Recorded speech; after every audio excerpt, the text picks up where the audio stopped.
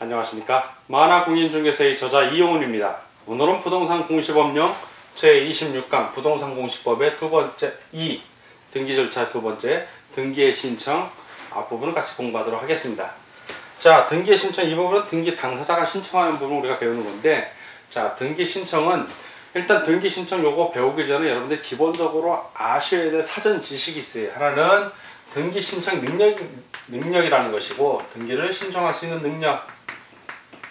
그리고 두 번째는 등기를 할 때 당사자가 될 수 있는 것. 즉 등기할 때 이름 올라가는 건 얘기합니다. 등기 신청의 당사자 능력. 요거를 다른 말로 등기 신청 적격이라고도 해요. 등기 신청할 때 적합하냐, 네, 적격. 같은 말입니다. 요거는.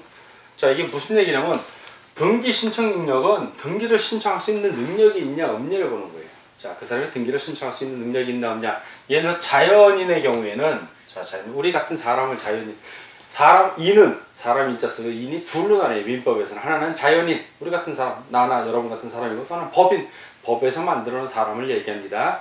자, 이 자연인 같은 경우 등기 신청 능력, 자연인의 경우에는 의사 능력 플러스 행위 능력도 있어야 돼요. 자, 의사 능력이 없는 만취자, 유아, 어린이들은 등기할 수 없고, 행위 능력, 미성년자, 한정치산자, 금치산자 역시 등기 신청을 못합니다. 한정치산자 같은 경우는 한정치산 미성년자는 법정 대리인이 등기 신청 능력이 있으니까 그 사람이 대신 신청을 해주면 돼요. 그 얘기고, 이거는 등기를 신청할 수 있는 능력. 요 등기 신청의 당사자 능력 또는 등기 신청 적격이 같은 말이, 이거는 등기 신청 능력이 아니라 등기를 할 때 명의, 자, 이름을 쓸 수 있냐 없냐, 등기 이름을 쓸 수 있냐 없냐, 그 얘기예요. 이걸 예를 들어줄게. 예를. 자, 갑이 있고 을이 있어요. 자, 을이 미성년자야. 미성년자. 갑은 아버지야. 이 법정 대리인이에요. 자, 법정 대리. 그리고 을 미성년자가 어떤 부동산을 샀어. 부동산을. 갑이 뭐 돈을 줬던가 뭐 그건 불문하고. 그래서 이 사람이 을이 부동산을 소유권을 이전받았는데 등기를 못하고 있는 거야. 자, 부동산 소유권을 이전 등기해야 되는 등기를 못해. 그러면 등기 신청 능력은 누가 했다? 갑이겠지. 갑이 등기 신청을 해주는 거야. 을을 대신해서 등기 신청을 해줘요. 자, 등기 신청. 자, 등기 신청을 해줬어. 했는데 이 부동산의 소유자는 누구야? 을이잖아. 미성년자. 을의 이름으로, 을이 소유권자는 얘기야. 을의 이름으로 등기가 올라가는 거죠. 이해가 가죠? 자, 이런 경우에 갑은 등기 신청 능력이 있고 을은 등기 신청 능력이 없다. 자, 등기 신청 적격, 등기 신청의 당사자 능력은 다 있지만 이 경우 이 부동산은 을이 갖고 있는 거니까 등기 신청이 없는 을이라 하더라도 등기 신청의 당사자는 될 수 있다. 요거만 안 헷갈리면 돼요. 자, 이걸 사전 전제 조건으로 해서 이제 공부를 하면, 자, 등기 신청을 해요. 그럼 우리가 등기 신청을 하면 이 등기 신청 행위잖아. 어떤 행동을 한 거예요. 행위가 유효하려면 어떤 요건이 있어야 돼. 등기 신청을 한 행위가 유효하려면 요건이 세 가지가 있습니다. 세 가지. 첫 번째가 바로 이 능력이야. 등기 신청 능력이 있어야 돼. 능력이 없으면 등기 신청을 못 한다는 얘기예요. 첫 번째. 자, 두 번째는 등기 신청인이 신청하겠다는 어떤 진이, 진짜 뜻이 있어야 돼. 자기가 등기 신청한 사람이 등기를 신청하겠다는 뜻이 있어야 되는 거예요. 뜻이. 세 번째는 법정 절차, 법에서 정한 절차. 이 절차는 주로 서류를 얘기해요. 서류. 법에서 정한 서류를 다 내야만 돼. 이 세 가지를 다 갖고 있어만 등기 신청 행위의 유효 요건이 돼서 등기가 유효한 거예요. 그런데 등기 신청 행위의 유효 요건이 완벽하게 갖춰지지 않은 상태에서 등기가 된 경우, 이 등기가 유효하냐 무효하냐, 이거야 문제는. 자, 예를 들어 등기 신청 능력이 없어. 대표적인 게 그거야. 이 진인을 알 수가 없잖아요. 사람의 진은 진 이름은 진인 줄 알지. 3번 같은 경우는 심사하면서 서류에 하자가 있으면 각하를 하면 돼. 문제가 없는데, 과연 이 등기 신청이 없는데도 등기관이 있다고 착각하는 수가 있거든요. 그런데도 등기가, 이 등기는 유효하냐 무효하냐. 등기 신청 능력이 없이 한 등기라 하더라도 실체 사실관계 부합하면 유효. 이게 유효. 다만 등기 신청 적격은 갖고 있어죠. 등기 신청의 당사자 능력, 즉 당사자가 될 능력은 있어야 되는 거예요. 다음은 등기 신청의 방법에 대해서 같이 공부하도록 하겠습니다. 자, 등기 신청의 방법.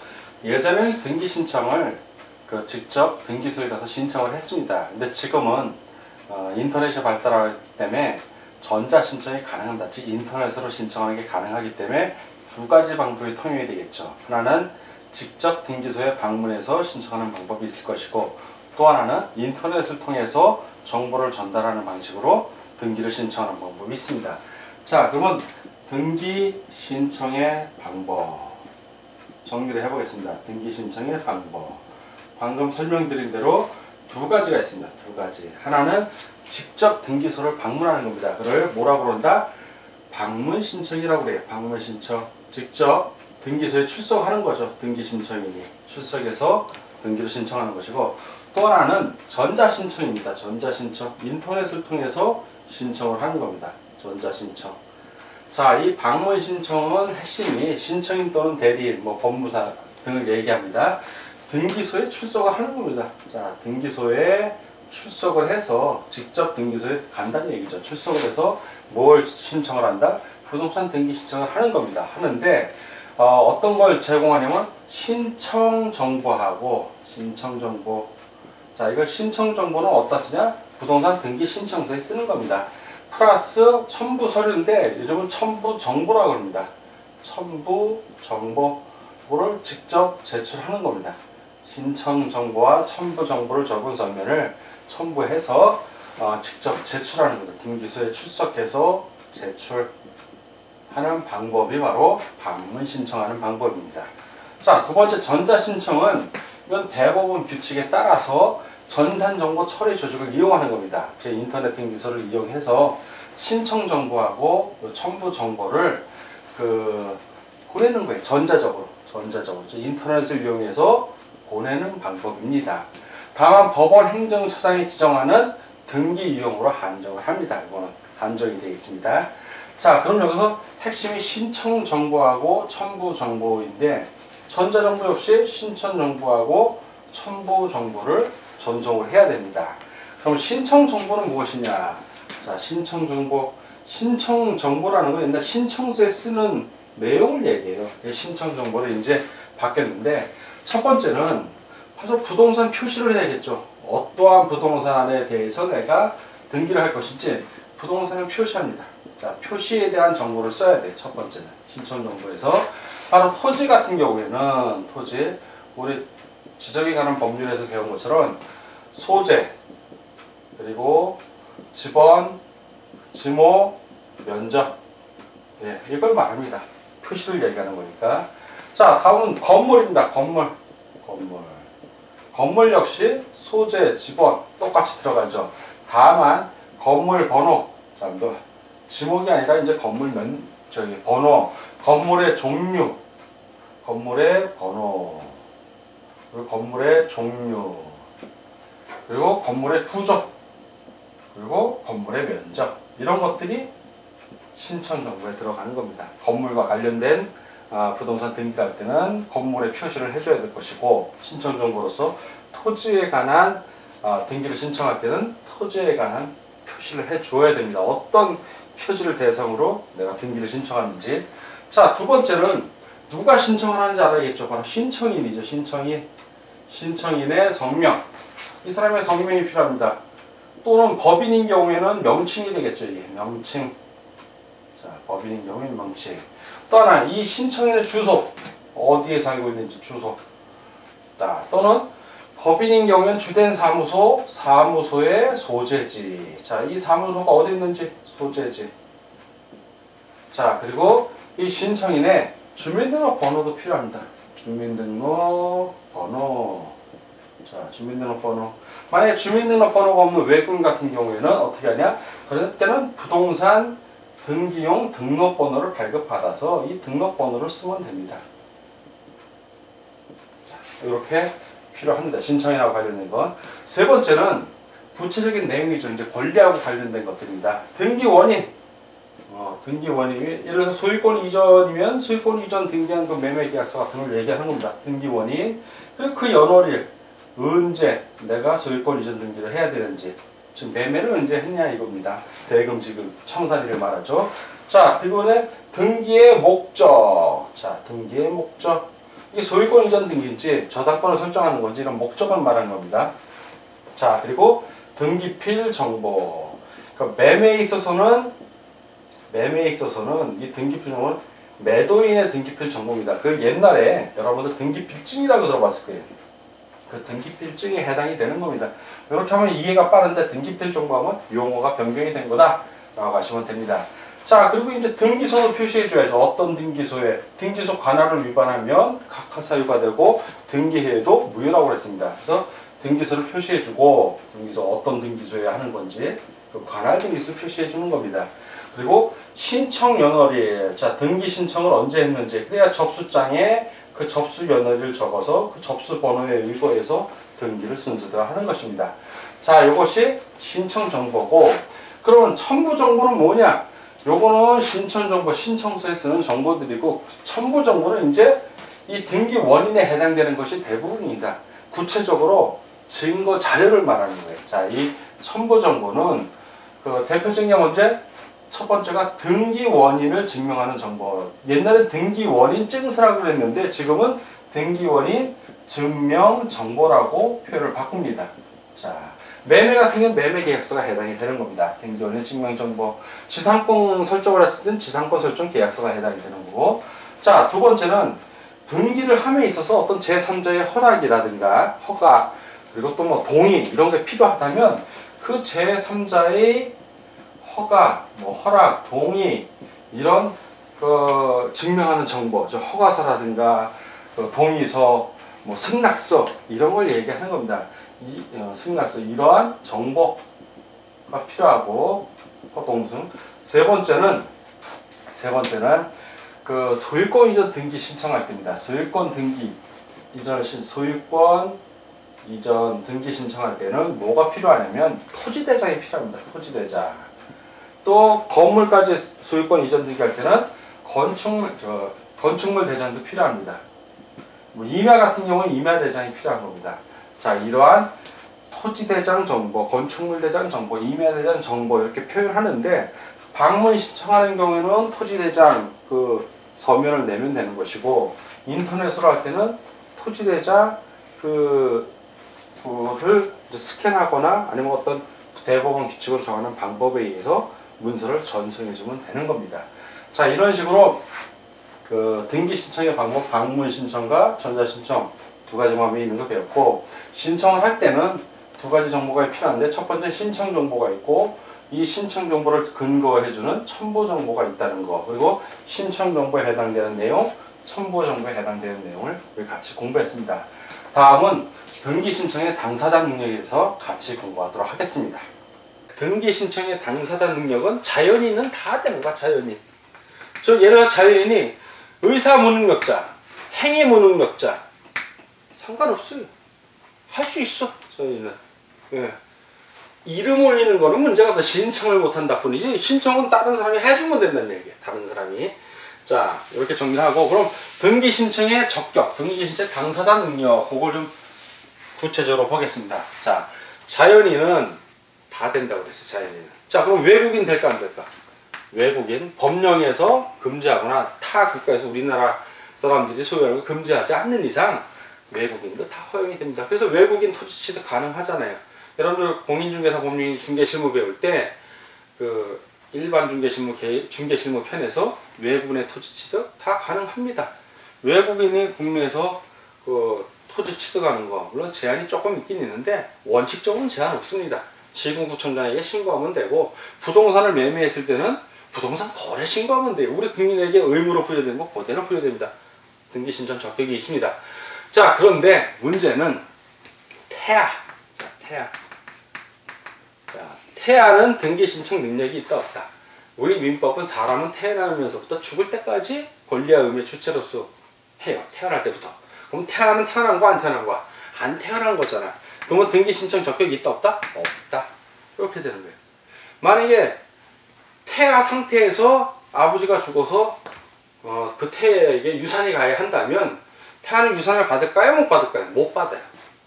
유산 다 분배가 됐다면 태아가 태어난 다음에 변경 신고를 해야지. 태아의 지분에 대해서. 그때 변경 신고를 할 수 있는 거지 태아 자체로는 권리가 없다는 걸 참고적으로 알아주시기 바랍니다.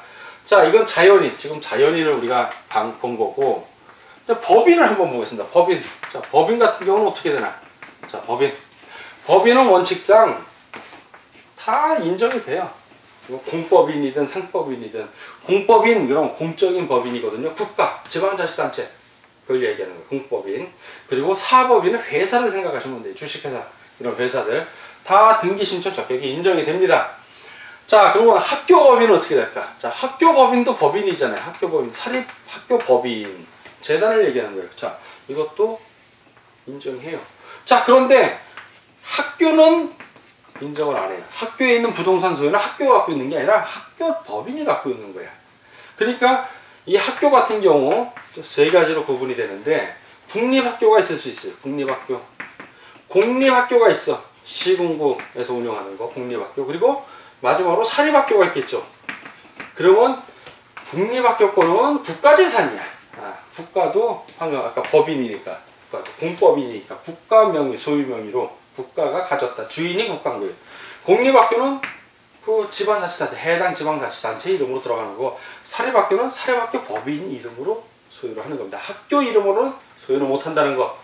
자, 그리고 시험 문제 제일 잘 나오는, 요거는 여기까지 이해를 잘해요, 여러분들이. 이제 시험 문제 제일 잘 나오는 게 이제 권리 능력 없는 사단 또는 재단이에요. 권리 능력 없는, 자, 권리 능력 없는 사단 또는 재단. 오와 재단. 근데 이 사단 또는 재단, 이게 권리 능력이 없어. 권리 능력이 없다. 권리 능력 없는 사단, 권리 능력 없는 재단이에요. 자, 이런 경우, 요게 이제 시험 문제 잘 나오고 수험생들이 헤매는 거예요. 아니, 권리 능력이 없는데 어떻게 될까? 자, 그럼 어떻게 되냐? 먼저, 권리 능력이 없다고 해도 원칙은 등기 신청 적격, 등기할 때 그 당사자 능력, 이름 올릴 수 있는 거, 소유자로 이름 올릴 수 있어요. 이거는. 일단 이 원칙을 갖고 보자고요. 등기 신청할 때. 그러면 권리 능력 없는 사단 또는 재단은 어떤 거냐고. 그 내용을 보면 알아, 여러분들이. 그 예를 들어서 먼저 종중. 종중 명의로 가질 수 있습니다, 재산을. 자, 그래, 종중. 문중. 문중도 가능해요. 가문이죠. 종중은 더 넓은 범위고, 문중도 가능하고. 동창회. 네. 동창회도 일정 요건을 갖추면 다 가능해요. 사무실이 있고, 동창회 회원 명부가 있고, 그러면 동창회 이름으로 재산을 소유할 수 있는 겁니다. 각 대학교에 동창회들이 있잖아요. 재산 다 있어요. 예, 발전기금도 받고, 부지도 확보하고만. 자, 동창회. 자, 그리고 뭐 향후회. 정당. 정당도 뭐 연수원 같은 거 갖고 있잖아요. 땅도 넓고. 자, 연수원. 자, 그리고 뭐 아파트 입주자 대표회, 한국방송통신대학교 기성회, 그것도 판례에서 인정받습니다. 권리 능력 없는 사단 재단으로서 등기 신청 적격이 있다, 이렇게 인정을 받아요. 자, 그러나 다만 권리 능력 없는 사단이나 재단이 등기를 신청할 때는 그 대표자나 관리자가 반드시 신청을 해야 되고, 그 사람들이 신청을 할 때는 성명, 주소, 주민등록번호를 반드시 기재를 해야 됩니다. 그거는 무슨 얘기냐면, 이 등기 신청을 할 때 이 권리 능력 없는 사단이나 재단이 등기를 신청을 한 거지만, 그 등기를 신청하는 사람은 사람이 하는 거기 때문에 등기 신청하는 사람이 누군지를 밝히기 위해서 묻는 겁니다. 자, 법인이 없는 사단 또는 재단. 자, 사단 또는 법인이 아닌 사단 또는 재단. 그 권리 능력이 없다는 얘기는 바로 일반적으로 얘기하면 비법인 사단을 얘기해요. 비법인 사단, 주로 비번이, 즉 다른 말로 법인이 아닌 사단이라는 얘기예요. 사단 또는 재단. 법인이 아닌. 법인은 다 있다고 그랬잖아요, 무조건. 그렇지만 법인이 아니어도 사단, 사람이 모인 단체라면 등기 신청 적격이 있습니다. 자, 근데 헷갈리는 게 뭐냐면 조합이라는 게 있어요. 조합은 민법상, 민법에 여러분들이 조합 배우잖아요. 조합. 민법에서. 자, 이 조합은 둘러나요. 하나는 민법에서 말하는 조합이 있고, 또 하나는 특별법에서 말하는 조합이 있어. 특별법. 다른 거예요. 민법에서 말하는 조합은 이 등기 신청 적격이 없어. 여기서 말하는 거. 만약에 민법에서 말하는 조합이 등기를 하려면 조합원 이름을 다 넣어줘야 돼. 그러나 특별법에서 말하는 조합은 등기 신청 적격이 있어요. 바로 농협이라든가, 농협, 수협, 이런 경우는 등기 신청 능력이 있습니다. 자, 그 법인을 얘기할 때, 공법인, 공적인 법인이죠. 국가 해당이 되고, 지방자치단체 시도 해당이 됩니다. 그리고 시군구, 특별시, 광역시도 다 해결이 돼요. 자, 이렇게 되는데, 자, 읍면리동을 보자고요. 읍면리동,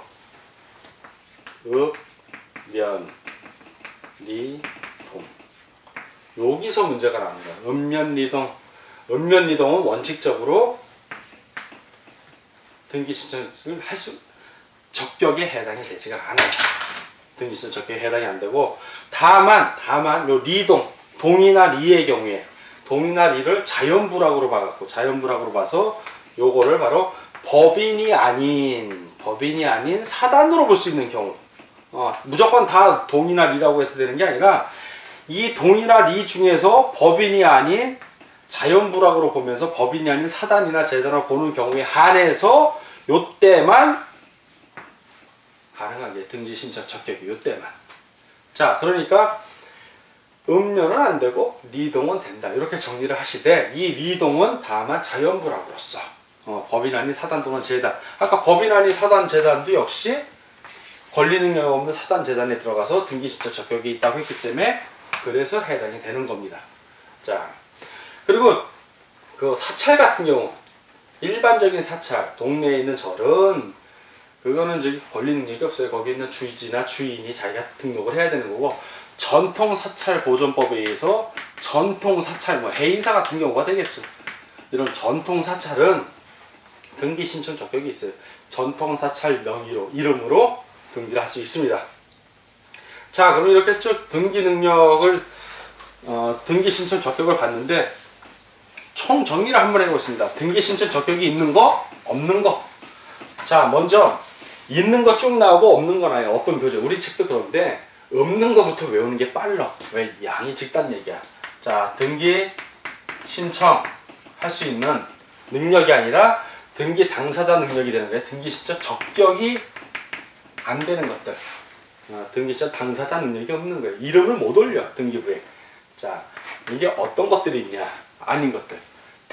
아까 말씀드린 자연인이 아니야. 태어나기 전이라. 자, 학교법인은 가능하지만 학교는 안 된다고 제가 설명드렸어요. 태아도 안 되고 학교도 안 되고. 자, 그리고 민법에서 말하는 조합이에요. 민법의 조합, 민법상의 조합. 그것도 해당해. 특별법상의 조합은 된다고 그랬어요. 자, 그리고 읍하고 면도 안 된다고 그랬어요. 지방자치단체가 아니야. 요 4개. 이걸 외우는 게 빨라.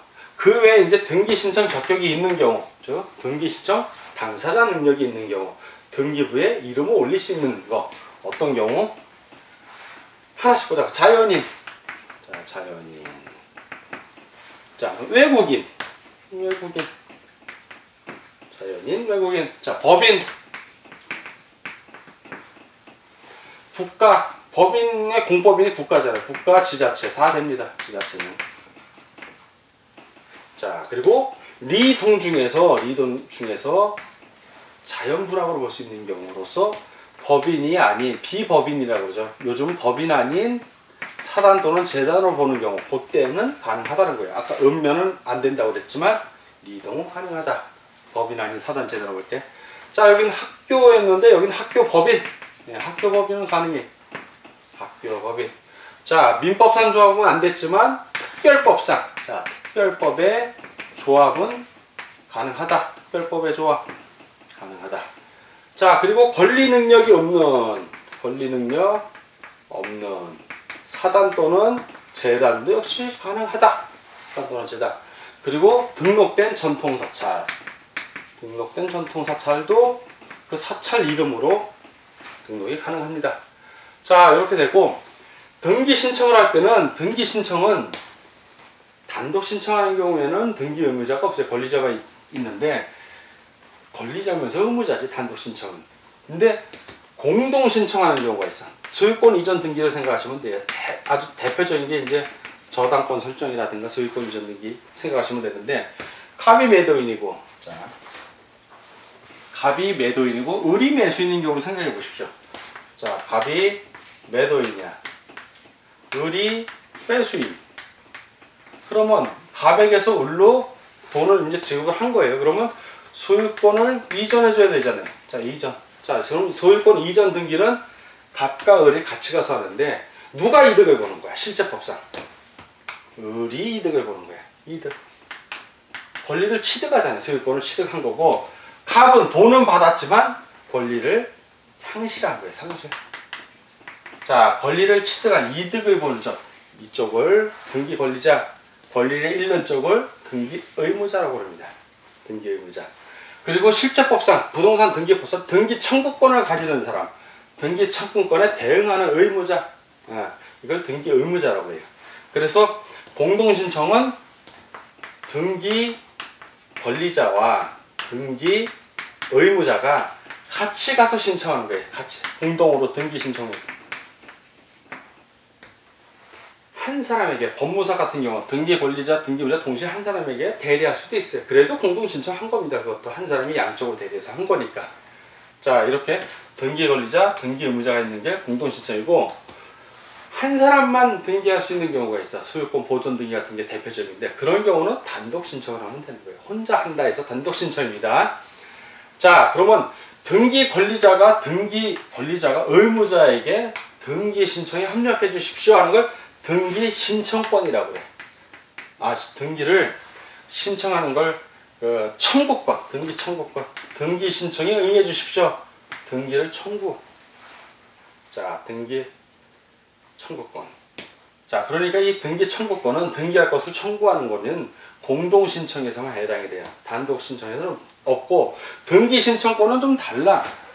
왜 다르냐면, 등기 신청권은 등기 신청인이, 자, 등기하는 신청인이 등기관에게 등기를 신청하는 거예요. 등기부에 기재해 주십시오. 등기를 신청해.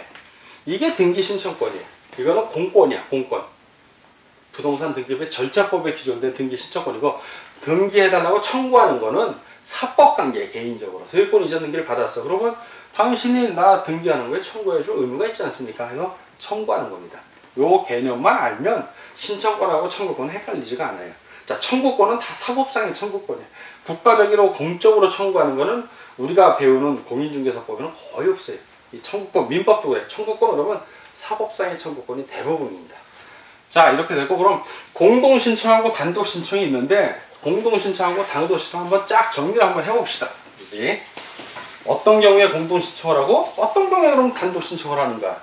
자, 이렇게 나눠보자고요. 자, 공동신청 이쪽은 등기를 공동으로, 등기 권리자하고 등기 의무자가 공동으로 신청하는 거예요. 이쪽은 단독신청. 공동이고 단독이고 다 대리인에게 위임할 수 있어요. 신청하는 과정이 복잡하고 돈 낼 것도 많고 왔다 갔다 하니 많으니까 몰라, 절차를 잘. 그래서 법무사한테 맡기는 거 대부분입니다. 그렇지만 여러분들이 공인중개사 공부를 한다면 나중에 자기가 집을 사고 판다, 자기 거, 혼자 한번 등기를 한번 해볼 만도 합니다. 자, 이제 공동신청 어떤 경우냐면, 설정 등기, 설정을 하는 등기는 다 공동신청이에요. 지상권을 설정한다든가 저당권을 설정한다든가, 내 집에 내가 저당권을 설정해. 그럼 내 허락이 있어야 될 거 아니에요. 자, 그럼 나는 등기 의무자고, 저당, 돈 빌려주는 은행은 등기 권리자가 되는 거야. 공동신청인데 내가 가서 합니까? 아니죠. 등기 권리자 은행에서 달래. 그럼 주면 은행에서 법무사 시켜서 알아서 해요. 자, 공동신청이죠. 우리 공동신청인지 모르고 지나가는 거야. 공동신청입니다. 자, 이전 등기. 매도인, 매수인 생각하면 돼요. 소유권 이전 등기 생각하시면 됩니다. 아니면 저당권 설정한 거 저당권을 이전하는 것도 마찬가지로 공동이에요. 자, 이전 그러면 주는 사람하고 받는 사람이 있는 거야. 그 둘이 같이 가서 해야 돼. 근데 이거 역시 대부분 법무사한테 맡기니까 우리는 몰라. 법무사 혼자서 단독이래. 법무사 그 혼자서 단독이 아니라 등기 권리자, 등기 의무자가 있으면 공동, 등기 권리자, 의무자 없이 혼자 하는 거, 신청은 단독 이렇게 구분을 해야지. 아니 법무사 다 혼자 해요. 공동이고 단독이고 다 법무사 혼자 해. 그 착각하시면 안 돼요. 그건 이제 대리인에 의한 등기고. 자, 이전 등기 공동 신청입니다. 항상 두 사람이 존재해. 권리자하고 의무자가 존재하면 다 공동이야. 자, 권리를 포기하는 경우. 자, 권리 포기. 이런 경우도 공동 신청에 해당이 됩니다. 어떤 권리를 포기할 때. 왜? 그 권리를 포기함으로 인해서 이익을 받는 측이 있잖아요. 자, 공동 신청. 자, 단독 신청은 어느 경우냐면, 제일 대표적인 보존 등기, 소유권 보존 등기.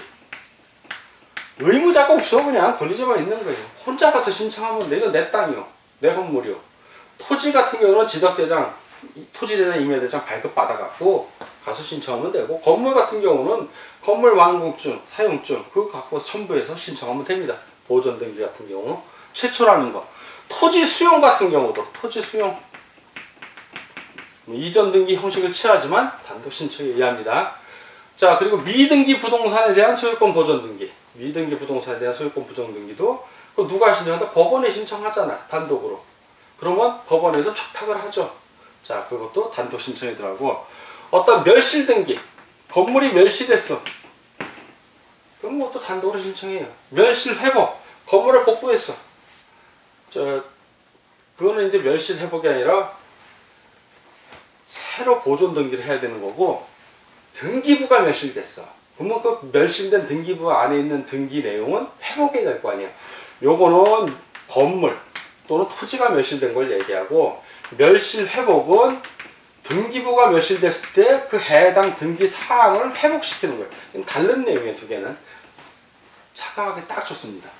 자, 이렇게 정리가 일단 되고, 두 번째, 이제 말소 등기나 말소 회복 등기 같은 경우, 일반적인 말소 등기 또는 말소 회복 등기는 다 공동 신청이에요. 자, 저당권 설정이 되어 있어. 근데 저당권을 말소하려면 등기 권리자하고 의무자 같이 하는 겁니다. 일반적인 거로. 그러나 돈을 다 갚으면 은행에서 알아서 해줍니다. 자, 그 단독 신청 같은 경우는 이제 예외적인 거예요. 예외적인 거. 어떤 경우는 그 혼동으로 인해서, 자, 혼동으로 인해서 권리가 소멸하는 경우.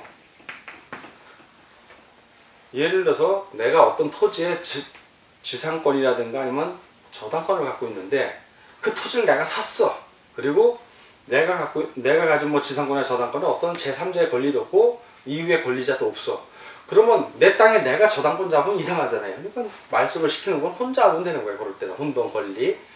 그리고 뭐 등기 의무자가 행방불명. 자, 의무자가 행방불명 됐어. 자, 이런 경우에는 법원에다가 재검명령 신청해서 일정 기간이 지나면 혼자 단독 신청할 수가 있어요. 단독 신청하면 됩니다. 이제 말소 등기나 말소 회복. 자, 말소 회복 등기. 이렇고. 자, 세 번째 이제 가등기나 가등기 말소. 자, 일반적으로 하는 거예요. 일반적인 가등기 또는 가등기 말소는 다 공동신청이에요. 소유권자 청구권 보존 가등기 역시 공동신청. 저당권 설정 가등기 가능해요. 일부에 하면 돼요. 그러면 그것도 공동신청이에요.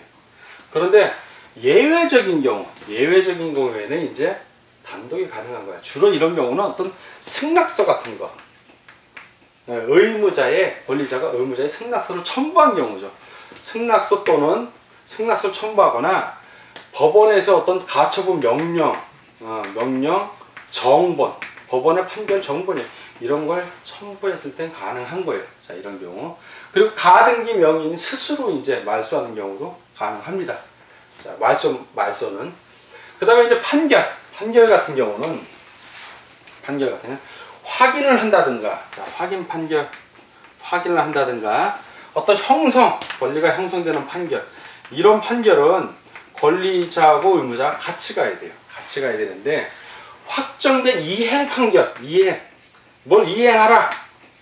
그러면 가서 이행하면 되는 거예요. 이거는 혼자 가서 이행하면 되는 거예요. 등기를 신청하면 되는 거예요. 혼자서. 근데 여러분들이 확인하고 확정하고 헷갈려 하더라고, 수험생들이. 자, 확인. 확정. 확정은 어느 거에든 다 해당이 될 수 있어요. 확정은 뭐냐면 소송에 걸려서 1심, 2심, 대법원 확정 판결 또는 1심 판결이 났는데 패소한 쪽에서 항소도 안 해. 승소한 쪽도 항소를 안 해. 그럼 1심에서 확정이 되는 거예요. 판결이 완전히 끝났다는 게 확정이고, 확인은 뭘 확인해 주는 거야. 그래, 소유권, 네 거 맞아. 이렇게 법원이 확인해 주는 판결이야. 다 확인이든 형성이든 다 확정된 확인, 확정된 형성이에요. 이거 역시 확정된 이행 판결이고, 소송 중일 때는 못해. 소송이 다 끝나야 된다는 얘기, 확정이 돼야 된다는 얘기예요. 그게 확정이고, 확인은 확인을 해주는 거고, 법원에서. 자, 이런 경우, 그리고 이런 경우가 있고, 그리고 또 단독 신청할 수 있는 거는 공유물을 분할을 했어. 자, 공유물을 분할. 자, 공유물 분할 판결이 난 경우. 그럴 때는 분할을 한 거니까 자기 지분만 신청하면 되는 거예요. 자기 지분만. 혼자 가서 신청하면 돼. 내 지분이 이거다 하고. 판결에 기해서. 자, 그리고 확정된 이행 판결하는 경우는 승소한 사람만 가능한 거예요. 패소한 사람은 의미 없고, 승소한 권리자나 또는 승소한 의무자만 가능해요. 근데 공유물 분할 판결은 승소한든 패소하든 상관없어. 그냥 다 가능합니다. 졌어도 하면 돼. 자기 지분만 하면 되는 거니까. 이런 경우는. 자, 그리고 이제 상속 같은 경우는 상속은 유증에 의한 거 또는 상속인에 의한 등기. 이런 경우는 공동등기래. 유증은 뭐냐면 유언으로 재산을 주는 거야. 그리고 돌아가셨어. 그러면 그 유언을 집행하는 사람, 자식이든 상속받은 사람이든 그 사람하고 유언에 의해서 재산받은 사람이 공동으로 등기 신청을 하면 되는 거고, 상속인에 의한 등기 신청은 그래서 아버지가 부동산 매매 계약을 했어. 사든 팔든 돌아가셨네. 그럼 그 아들이 상속인이잖아요. 그 아들이 아버지 대신 등기하는 거야. 상대하고. 등기 권리자 의무자가 돼서. 근데 단독신청, 이건 상속이야. 상속 등기. 아버지가 돌아가셔갖고 아버지 재산을 내가 다 물려받아. 이건 뭐 상대가 없어. 아버지가 돌아가셨는데. 이런 경우. 아마 회사가 합병되는 경우. 회사 합병 등기. 이런 경우는 다 단독 신청에 들어가는 겁니다. 자, 그리고 이제 변경 등기하고 경정 등기가 있는데, 권리가 왔다 갔다 할 때, 권리를 변경하거나 경정할 때는 권리는 다 공동 신청이에요. 권리가 변경되거나.